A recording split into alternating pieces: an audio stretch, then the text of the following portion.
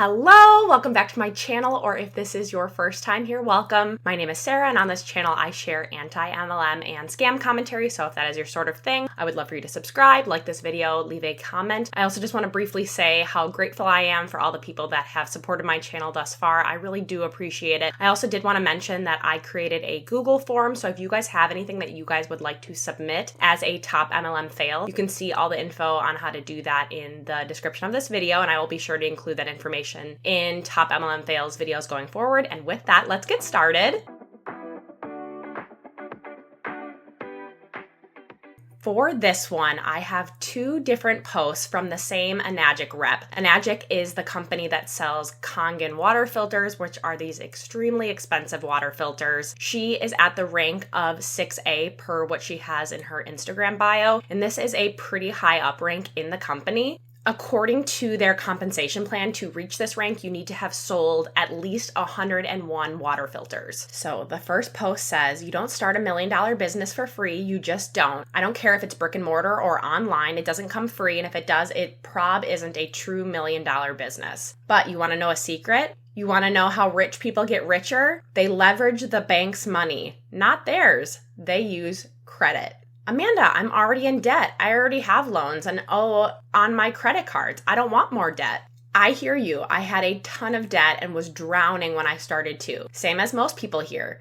But I saw the difference between consumer debt, i.e. money pits, and investor debt, return on investment. My personal return so far this year, 1,633%. Which of your credit cards are doing that? None of them. That's the difference. Leverage credit to start and then make your MF money work for you. That's how you grow wealth, babe. Stop playing small when you're worthy of so much more. And the second post says, stop complaining about being broke when you have access to the resources to change that, literally at your fingertips. You have to take massive action if you want to see massive results. Doing nothing or failing to make any decision leads to no results or no change. Inaction equals nothing changes, and then stay broke. Action equals change, then freedom. If you are still broke right now, it's because you're still choosing to be. Choose to take action, do something, comment freedom. Okay, so this whole pitch, to me, it felt like basically a masterclass in pressure tactics and like emotional manipulation. She is preying on people's financial insecurities by like trying to repackage debt as some like wealth management tool. She's not just like pushing people to join. She's attempting to like bulldoze over all of the most common objections that I assume that she gets, like the fear of debt, the fear of failure, etc. And it almost feels like she's flipping all of that to say that by not joining is the risky move. And I want to talk more on how she is framing this good debt versus bad debt, the consumer debt versus investment debt. It seems like she's framing this as like, it doesn't matter how much debt you have, it's the kind of debt that you have. And honestly, that sounds nice, but it's not realistic. And it's way more complicated and detrimental than she's letting on. It's like she's pitching investor debt like some sort of golden ticket. Like, you're not in debt, you're investing in yourself. But of course, borrowing money or taking out a loan or putting this on a credit card to join an MLM is not the same as a loan for a legitimate small business, for education, for a home. Those things are assets that hopefully increase in value over time, especially like your house if you have a mortgage on it, or if you have a degree that it's setting you up to have a well-paying, satisfying job in the future. And a traditional business loan, that's more often than not backed with a legitimate business plan, real products, and control over what you're actually going to be selling. But in an MLM, you don't have control over any of that. You don't control the prices. You don't control the margins. You don't control the business plan. You really have no control over what the future says for the overall business. So calling this investor debt is not the same thing. So it's that like false equivalency of like all business debt is the same across the board. She wants you to think that by using your credit card to join her MLM is the same as you going to the bank to apply for a small business loan. So I just want to make sure that I'm harping on the fact that how different a legitimate small business is to an MLM. The amount of control that you have in one versus the other is monumental. This is why her illusion of good debt versus bad debt is illogical. Borrowing money to buy an asset that can grow in value, that is one thing. Borrowing money to buy into an MLM that requires you to recruit to make more money, that is something else entirely. And then, of course, like the main part and the part that really, really gets to me, it feels like she's saying to people, especially people who may already be in credit card debt, just charge it. Just let this business opportunity pay for itself down the road. And I am not a financial expert by any means, but that is not sound logic. It is one thing to be in a place where you need to use a credit card for like emergency expenses or even like necessary items, essential household items, but to finance an MLM with a high interest rate credit card, that is such a different and dangerous ballgame. And her reasoning was like so troubling and just, I don't know, for me, very off-putting. This rich people use credit. And yes, maybe that is true. Rich people do probably use credit, but I highly doubt they're using it like this. I would venture to say that rich people are using like low interest rate loans that are backed by assets. They will take out things like business loans or home equity lines of credit, or loans where the interest rate is a lot lower than what would be for a credit card. I highly doubt rich people are maxing out a 25% APR credit card for their MLM starter kit or starter inventory. She's pushing like leverage your debt the way that a rich person does, but either she doesn't fully understand it or is just completely bypassing the actual fact that rich people, I'm sorry, it's just so cringy, this whole like rich people don't use their credit in that way, I assume. If you are already struggling with credit card debt, the last thing you need is someone who is pushing you and pursuing you into this business opportunity and to put the charge on your credit card. It's not empowerment or however she's trying to frame it. It's basically exploitation. Because to me, it feels like she's doing this to directly profit off of you. And the part that really doesn't sit well with me is this almost promise I feel like she's dangling in front of you that says like, your success later will bail you out of your decision now. Like, don't worry, your sales down the road will make this all worthwhile. But this like success is very likely not from actually selling the product. It's from recruiting more people into the business. And if you do get into the business and you aren't able to recruit people, or you recruit some people and then those people aren't able to recruit people, it just continues this endless cycle and people get further and further into debt.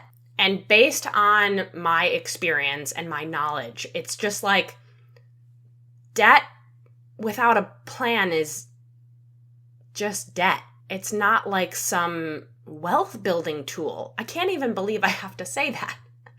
And just one last thing. I think it's really dangerous, the idea of accepting someone's opinion or advice when they have a financial incentive that is going to benefit them. If someone is going to make a commission off of you joining, their advice is, of course, not neutral. Their goal is for you to buy in. If you genuinely are considering starting a business, even if you do think that you want to put it on a credit card, the best thing you can do is talk to someone who is neutral and who knows what they're talking about, like a financial advisor or a business mentor, someone that's like gone through this and doesn't really have like stake in the game. Because those people will hopefully give you advice that's in your best interest, not in theirs. And now her language of like, stop playing small. This is just like a textbook MLM move. She says, stop complaining about being broke when you have access to the resources that change that. literally at your fingertips. And it's not like she's offering you help or support. It's like she's shaming you. It's like the message is like, if you're broke, that's your fault. And then she doubles down with this, if you are still broke right now, it's because you're still choosing to be. Choose to take action. Do something. That is not motivational. It's just blaming people. And it's so troubling and problematic. And frankly, it's just like maddening to read. Most people are not broke because they failed to make decisions. Most people are broke because wages have not kept up with how expensive things are, from inflation, healthcare, and predatory systems existing like this one. Telling people or alluding to the fact that people are broke by choice is the furthest thing for me to empowerment. It is so hurtful and so wrong, and kind of says a lot about what type of beliefs that this rep has. I really feel like her whole stop complaining and do something approach is maybe not even designed to motivate you. It is to make you feel bad. If you're not, quote, taking action, which in this case would be joining her team, then you're the one who's playing small and choosing to stay broke. It's like a psychological setup that is intended to make people feel like they need to prove you wrong. And she even goes on to say, you have to take massive action if you want to see massive results. This is like a psychological power move.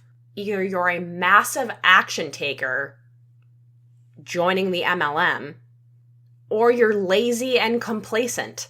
But the problem with that is no amount of massive action changes the structure of MLM. And then another core thing that I wanted to point out here is this whole inaction equals nothing changes to staying broke, and then action equals change to freedom. So it feels like she's saying if you don't join, you're choosing to stay broke. But if you do choose to join, you're chasing freedom. She wants you to think, I think, if I don't join, I'm just staying stuck where I am. This is the point I really want to make sure that I'm driving home. If a system relies on shaming people who are skeptical or cautious, that is a serious red flag. Legitimate business opportunities do not need to shame people into joining. But in MLMs, it's all about creating pressure and urgency and self-doubt. It is not empowerment. It is manipulation, and it's so sad. So if you're actually interested in potentially opening a business, talk to someone with legitimate financial expertise, like a person who is going to give you thoughtful, personalized advice, not vague motivational slogans and demeaning language designed to get you to spend money. So, moving on. For this one, we are going to cover a YouTube video from a Forever Living rep. If you've never heard of it, Forever Living is an MLM, a multi-level marketing company that primarily sells aloe vera juice. They also have a skincare and wellness line. They have been around for decades, and like most MLMs, their pitch is very similar. But this video in particular had me a little shocked. This little or not at all? The question is, how much of products do we need to sell in order to be successful in network marketing, specifically in Forever Living Products company? And the answer is this little or not at all. As per company policy, we're not required to sell products. It is suggested that you introduce products to others. It is suggested that you sell a little bit of products to others. And it's suggested that you also sponsor others into the business, but none of these things required specifically. And you can choose which activities you would like to do. This is certainly not a sales business. We don't sell much products.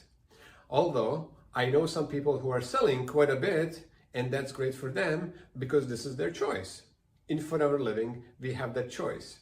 So in Forever Living, as long as you do some of these activities, and that way, through the process, you become active with 4 case credits, And that's what's required to grow the business successfully.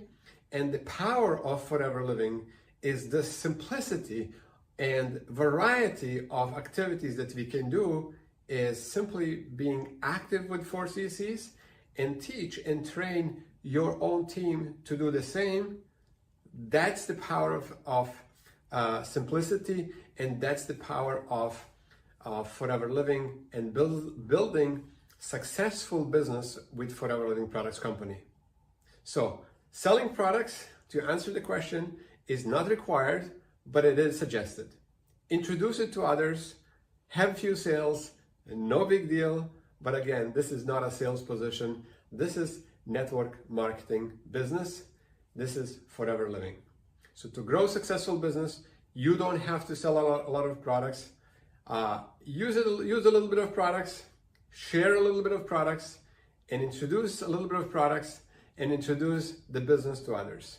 And through the process, you will have your team and help them be active with 4 case credits. Now, to understand this notion of being active with 4 case credits in different ways how you can do it, simply check the video under this video in the description. There's a video that explains how to be active with 4 case credits. Understand that, and you're on your way to become successful with Forever Living. Now, also check our income disclosure statement, because a lot of people are involved, but they're not necessarily committed, and they may not be active with 4 case credits in order to build and continue building successful Forever Living business. If you would like to join Forever Living, then I'm gonna put another link where you can learn more about our company, our products, and how you can get started and register and join with Forever Living Products Company. Thanks for stopping by to check out this video, and I'll see you soon in another one. Bye for now. So he emphasizes multiple times, and the entire purpose of this particular YouTube video is that you are not required to sell the product of Forever Living. And it's sort of framed that it's just suggested that you do so and that you can be successful regardless if you choose to do that or not. And he says, through the process, you become active with 4 case credits, and that's required to grow the business successfully. So that seems to directly contradict what he previously said. You don't have to sell anything, but you need to have your monthly quota of 4 case credits, and we will get into case credits momentarily, but you can kind of just allude to those being points. He's saying that you don't need to sell the product to get those case credits. So I feel like he's trying to appeal to people who maybe would otherwise not be comfortable trying to sell the product. And it kind of alludes or gives this impression of this is a really low pressure gig. But it's definitely a very carefully constructed argument to kind of, I think, lure people in. Because if we think about it, if what he is saying is true, that you really don't have to sell, then how are you meeting the case credit criteria to get your monthly quota? Are we to assume that it's just the reps who are buying the products? Because to me, that's what it looks like. Forever Living is depending on their own reps to purchase the products to meet their monthly quotas. And from what we know from other MLMs, this is probably the case. The best customer of an MLM are the MLM reps themselves. To meet the 4 case credit quota, and I'm going to refer to it as case credit or CC, reps must generate $856 a month. But selling to customers that amount of money is, I assume, not an easy task. And I just want to give you a few examples based on the price point of their products and how they would attempt to achieve that goal of just solely selling products to meet the quota of 4 cc's per month. It seems like they're very well known for these aloe vera gel drinks. And just as a side note, I am very partial to these drinks. When I studied abroad in Costa Rica, I used to get, not Forever Livings, but I used to get a aloe vera drink every single day. So when I saw that they sold these, I was like, ooh, I haven't had them in years, but I remember loving them. I do also remember the price that I paid for them, and I'll get there in a second what they sell for, currently-ish around the US. Forever Living is selling a 1 liter bottle for $21.92. So to hit 1 cc, you'd need to sell about 10 bottles. So if you only work to just sell these in 1 month, you would need to sell 40 bottles of these. The cost of that is so high. I looked, and an aloe vera drink from Walmart is $2.88 for a larger bottle. That's like, I think based on my calculation, 1/7 of the price of Forever Living.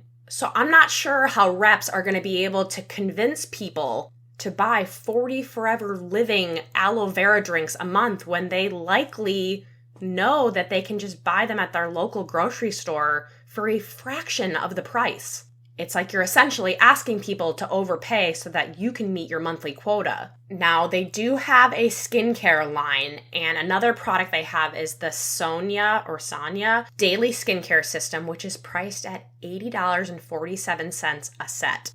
And if you sold only these to meet that 4 cc monthly quota, you'd need to sell about 11 of those sets. Now, I don't know about you, but I don't know a lot of people who would be willing to spend this kind of money on an aloe vera drink or a skincare set month after month, especially when there are cheaper alternatives, like usually at a local store. And so that's where the problem comes in. Most reps can't move inventory. So what happens when you can't sell that stuff?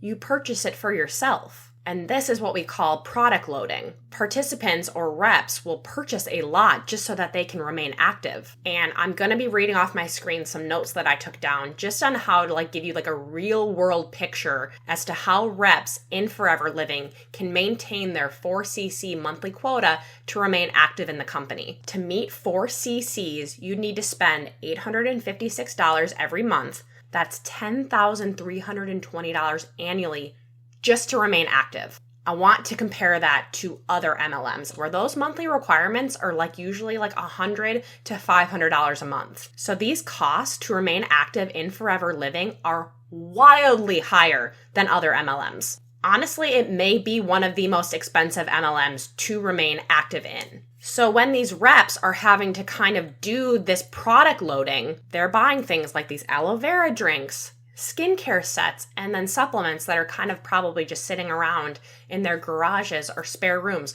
All of those things, which more than likely, or at least I would hope so, have expiration dates on them, so they don't last forever. Participants are buying more that they can, I assume they think that they will use it or that they can sell it, kind of hoping that it'll eventually work itself out. But over time, this creates a cycle where participants are spending hundreds of dollars a month without earning enough to offset those costs. So when product sales fail, the participants are just encouraged to recruit more people so that they can generate those monthly CCs. But then those recruits will likely face the same challenges, and then the cycle continues. If selling isn't the priority, what's left?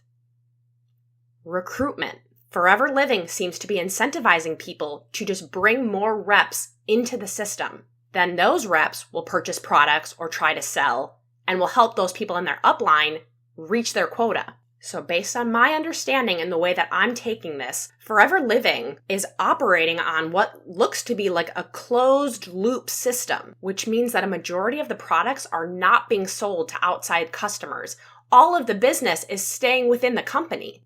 The participants are the most active buyers. Most of the revenue seems to be coming from people inside the system who are purchasing products to meet their monthly CC quota, not from actual retail customers who are interested in Forever Living products. It really seems like recruitment is what is keeping Forever Living alive. I assume because the products are expensive and hard to sell, the participants are just being encouraged to recruit, and then those recruits will buy the products, help their upline meet their quotas, and then, like I said, the cycle continues. So this recruitment focus kind of creates this cycle where the products aren't reaching outside customers. They're just instead being passed around within the organization. Now, in terms of some of the back end stuff of Forever Living, I found this company to be very intriguing, not in the way that I'm interested in this business, but it just is one that this whole amount of money to stay active seemed so outlandish to me. I just couldn't help but really dig into how people are attempting to meet their quotas month after month to remain active. So just as an example of advancing to manager, which is one of the key milestones in Forever Living, straight from their policies, it says, manager is achieved as soon as 120 open group case credits are generated within 1 or 2 consecutive months, or 150 open group case credits within 3 or 4 consecutive months. So what does that mean? Because again, it just sounds like mumbo jumbo. To reach manager, you or your downline must generate 120 case credits in 2 months or 150 case credits in 4 months if you decide to take the longer route. Now, remember, 4 case credits is that $856. So 1 case credit, $856 divided by 4, is $214 in retail value in the US. So for the 120 cc's in 2 months, that's $25,680 worth of product activity. It is nearly impossible. I would say that it is impossible to meet that on your own, which is why in this company it seems essential to have a downline. And why this all matters is that the system seems to so heavily rely on recruitment and not sales. Without a downline that is constantly buying products to meet quotas, hitting these new ranks is, like I said, it seems to be virtually impossible. And since it seems like the participants are the ones who are purchasing the products, the system is creating a reliance on internal consumption rather than selling to external customers. So in simpler terms, Forever Living isn't successful because there are so many people who just love their products. It thrives because the reps are stuck in a cycle of buying products to stay active and then recruiting people to do the same. So the emphasis on recruitment based on the YouTube video that we watched or the compensation plan from Forever Living itself reveals basically that the real product is the opportunity, not the actual goods that they're selling. And if we want to dig a little bit deeper, if we look at Forever Living's income disclosure statement, it says, in an average month, 89.8% of purchasers globally did not receive any meaningful compensation or earnings from Forever. So that means that the overwhelming majority of people who get involved in this company do not make any money.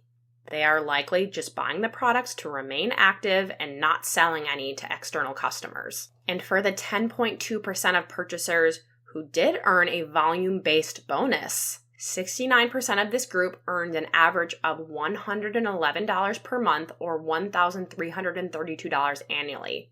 And maybe that sounds okay until we factor in those costs that we already know about. To stay active, the reps must maintain that 4cc quota, which is $856 a month. So that $111 barely makes a dent in that.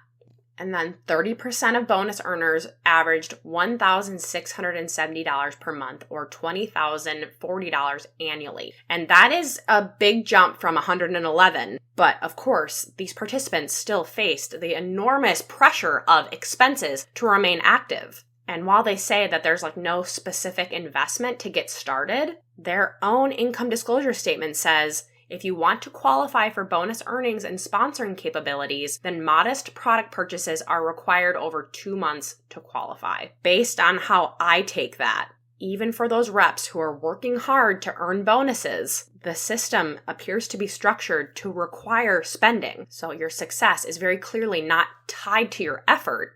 It's just tied to your willingness to spend more money. Then, for their top 1%, our highest earners, less than 1%, earned an average of $31,235 per month, $374,820 annualized in bonuses and incentive earnings, not the including the retail profits of 35 to 48% on all products they have sold personally. And that group represents the very tippy top of the pyramid, the area of the pyramid that is practically impossible for new reps to reach. So while the numbers may sound impressive, they're statistically basically unattainable for anyone in the company or anyone new to the company. Like with practically every single MLM in existence, Forever Living is likely using that very top percentage of people to sell the dream of financial success. But the reality is, of course, starkly different, with nearly 90% of people earning nothing. And then the majority of people who actually are earning a bonus of making $111 per month. Most participants are ongoing losing money by being involved in this MLM. And while I was doing some digging, I saw this. In 2022, a Truth in Advertising, or TINA.org, investigation revealed over 5,500 examples of Forever Living and its executives making atypical income claims to promote their MLM opportunity. According to TINA.org, these claims are made on the company's various websites and social media platforms, in Google Ads, on its mobile app, in promotional booklets, and at various events and rallies, photos of which it then publishes online. But it doesn't stop there. In 2023, TINA.org conducted a broader investigation of 100 MLM companies, which included Forever Living, and found 98% used atypical and unsubstantiated income claims to promote the company's business opportunities. But even with all of that, of course, Forever Living still markets itself as like a path to financial freedom, to financial success. But as we see, most participants are not making even a profit, but are more than likely just coming up at a loss. So this whole idea of like not needing to sell much, or only needing to like sell this much, is very concerning if selling to actual customers isn't the focus. And the success of the rep sort of hinges on buying products and recruiting more people. The real product isn't the actual goods, it's the business opportunity itself. And in my opinion, that looks to be a pyramid scheme. Like, he openly downplays selling and emphasizes that Forever Living is a network marketing business. So to me, it seems like Forever Living is able to stay on the legal side of things and avoid pyramid scheme laws because they do have a product. But I think we can safely assume that a vast majority of those products are not going out to customers. The income disclosure statement makes it very clear. Nearly 90% of reps earn no meaningful income. So what stands out the most to me with this one is like, wow, you published this on a public platform. You put this on YouTube. The way he like so openly admits that selling is not that important feels very close to describing his involvement in what I would call, or what I think is, a pyramid scheme. I feel like it's a very good example of how MLMs operate. If the business is only sustained by recruiting more people into the business structure, how is it different than a pyramid scheme? For this one, this is an Instagram reel from a former Beachbody rep. So on the screen, it says, when 15 years of blood, sweat, and tears are ripped out from underneath you, but God steps in to write the comeback story. He's charged me with building an army of women ready to fight back, women fighting for their family, health, joy, and God-given purpose. And this is the caption. The enemy thought taking away 20,000 clients would break me. The enemy thought that taking away the business that provides for my family and keeps a roof over our heads and food on our table would defeat me. The enemy hoped that losing my BODi business would destroy me. But God, he stepped in to write the comeback story. And here I am screaming from the internet rooftops that it's time to build an army of women. Women who are ready to fight for their families, fight for their future, fight for their health, their joy, and their best selves. 5 weeks ago, we made the decision to peacefully pivot, not just to build a business, but to raise up a movement. Every single day, we battle our Goliaths, because I know what it feels like when the enemy tries to steal your joy, your purpose, and your progress. But God has different plans. We're building an army of women who are taking their comeback stories and turning them into mission-driven businesses. Yes, you'll start seeing me sharing simple swaps for happier hormones. Yes, you'll see me sharing my Belle Vitale, I hope I'm pronouncing that correct, story, because God used that program to change my life. But it's time to open the doors to our business mentorship, where we help women launch their own businesses, make their peaceful pivot, and Build something beautiful, aligned, and powerful. Hear my heart. If you're still reading, I've prayed for you. I've asked God to open the hearts of every single woman reading this post to give you the heart tug. If he feels it's right, that says it's time to start dreaming God-sized dreams again, and for you to be brave enough to drop the word army below so we can chat. Let's talk through what's on your heart, and if, maybe just maybe, this mentorship is the next step God's calling you to, then we'll link arms and let him guide our steps. So the mention of enemy and Goliath there were like the two first things that stuck out to me. BODi is not the enemy. It's not a sentient being. It is a business, and the business model was no longer thriving with an MLM structure.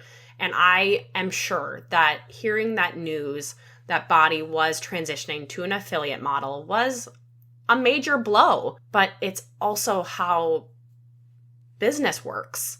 And I want to say, like, it almost feels like what these people went through is similar to like a corporate layoff. And if that happens to you, I assume that that is awful. The customers, the downlines that they've built are just, it's just over. And since MLMs tell you that you own your own business, I'm sure it feels even worse because you feel so powerless. And that's why I feel like this whole like us versus them narrative that she's kind of using in her post is really common in MLM spaces, and I especially felt it was very prevalent on social media when BODi announced this change. It like creates this sense of like the good guys versus the bad guys. And it, to me, this post is kind of like alluding to it being like it's more than just a paycheck. It is a mission. And based on what I see from this post, it does look like she is doing like her own mentorship program. When I initially saw this, it looked like it was not associated with an MLM. However, this post is from like a month or so ago, and she has since joined an MLM. And I want to highlight something that really stood out to me. It is from a different post, but it felt relevant for this conversation. The person who commented is who I think is her direct upline, which is the person who is directly benefiting from her being in the company. That upline said, "And to think you weren't sure you wanted to do this again." And the original rep responds, "God knew it's where I was meant to be. The enemy didn't want me to build an army, and he planted every seed of doubt, but I'm so thankful I said yes." In MLMs that have a heavy reliance on religion, doubt is not seen as like a marker for like caution. It is seen as a weakness. And when she responds and says, "The enemy didn't want me to build an army and he planted every seed of doubt," it feels like she's saying that the only way to win in this war is to sign up. And when she says that I'm so thankful I said yes, it feels like it's more than like gratitude. It's like basically alluding to the fact that she defeated doubt. So like when doubt equals defeat, it's like she's saying that saying yes feels like winning. So logical questions like, does it make sense to get involved with another business opportunity with the same business model as the one who just did me wrong? Those questions get buried under the questions of like, am I brave enough to push through? And then when you layer in the army narrative part of her comment, armies don't walk away from battles. Soldiers don't question the mission. When her upline says this, "And to think you weren't sure you wanted to do this again," it just feels like very loaded. Like she is announcing to the public, like, we know that you experienced this doubt. And it almost feels like she's trying to reframe this as like the rep's mistake. Like you almost missed out, but she didn't because she pushed through. She decided to join. And because of that, she's being celebrated. And I want to briefly just dig into her comment response because I really did feel that even though it was short, it had a lot of messaging behind it. When she says, "God knew it's where I was meant to be,"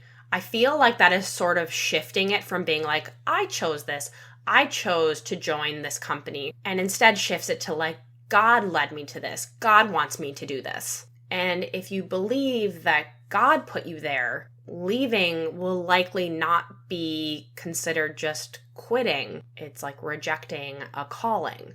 And I'm not sure how much of this she actually like deeply believes, but it really feels like she's perpetuating this entire argument so that other reps are going to see it and they will potentially feel that same feeling of like, you know, my upline who I looked up to so much in my last company is seeing this as God is giving her this calling to join this company. I feel like he's putting that same calling onto me. And then instead of them being able to ask themselves, like, am I making the right choice? It could then become like, am I going against God's plan? It's what I think they would call like a smart marketing move because it can keep people committed beyond just their finances.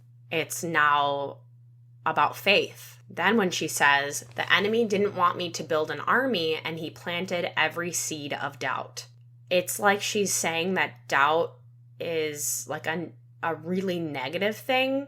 So I feel like doubt is like a very normal, natural response to change, especially sudden change like she has recently gone through.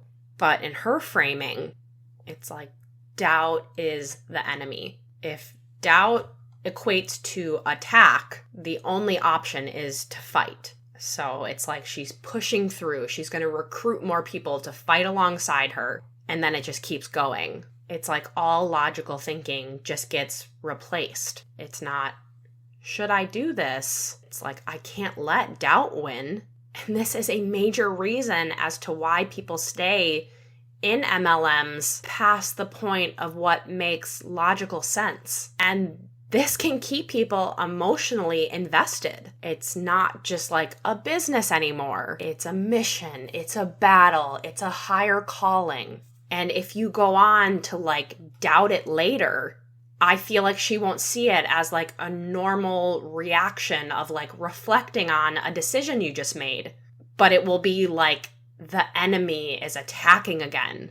Because quitting seems to not feel like just walking away from your paycheck. It's like walking away from your purpose, from your faith, and from this story that you've told yourself and everyone else. And just so I can say this is all for an MLM. It's not like a revolution or like a world-changing movement. It's a multi-level marketing business opportunity. It is so wild when you really just put all those layers back on that we just peeled apart and we just look at this just kind of from like a more general sense. All of this faith manipulated language for an MLM. And there is one more post from this rep that I do want to mention, and only because I like to round out my arguments on these things. She shared that her new MLM, because like I said, she was like, I don't know if I'm going to join another MLM. She did.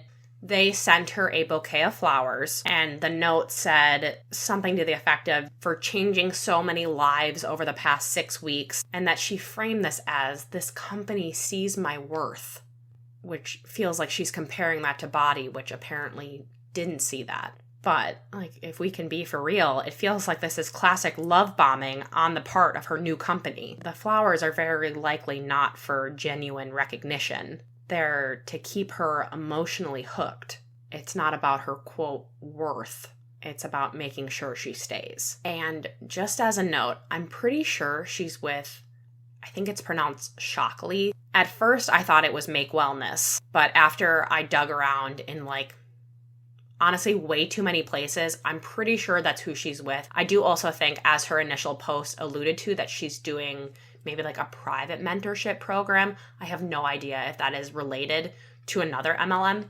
That's the thing about these companies and about these reps. It is so frustrating. Like, if they can't say what business they're in, like if you're ever out in the wild on social media and someone is talking about a business opportunity, but they don't say the company name, probably an MLM.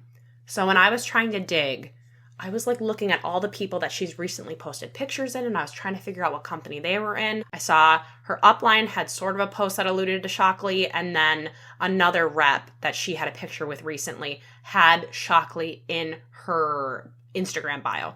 And again, I'm very sorry. I've been struggling with pronunciation in these videos. I had a few people who have politely corrected me in my last few videos, and I do appreciate that. I'm trying. Sometimes it's hard to like even read it off my script where I write it phonetically and then I say it to the camera. Anyway, I'm pretty sure it's Shockley. Someone said it's Shockley like what's how you pronounce chocolate. So I assumed it was like Shockley.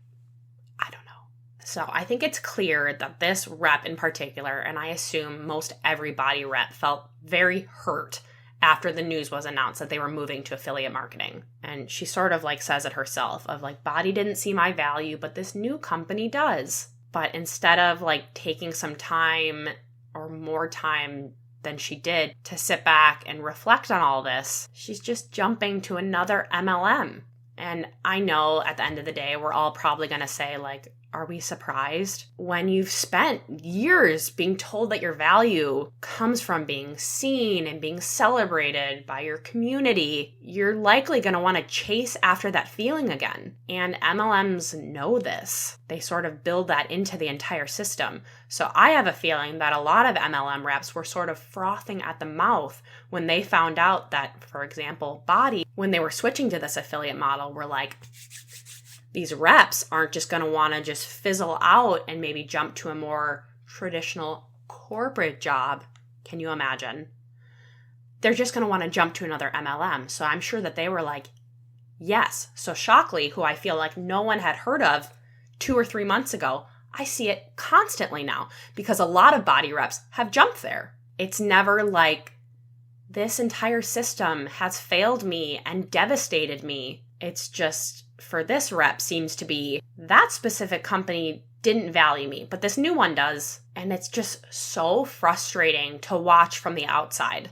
The problem is not the company, it's the business structure. But that's the thing about these MLMs. They have spent so much time conditioning people into thinking like, this one will be different as long as you're in the right community or you have the right mentor. The reps don't really see it as running in circles like many of us on the outside do. They're taught to blame the company that didn't work and not the business model. And I do get it. It's not like they're doing it on purpose. They are being actively misled. When you've been told for years and conditioned into believing that you're struggling because you're with the wrong people or you're in the wrong place, you start to believe that. You don't question the system itself. You just kind of look for a better version of it. But the reality is that there's not a better version of a broken system.